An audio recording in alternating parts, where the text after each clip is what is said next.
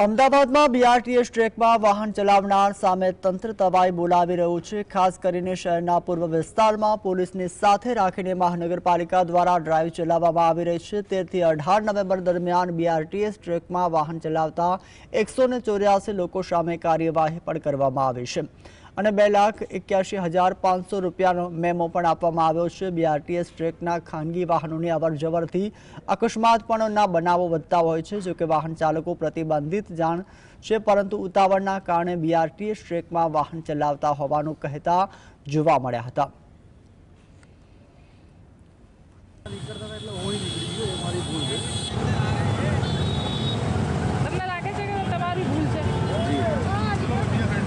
खबर से मैं क्या रोज में जाता हूँ। रितेश भाई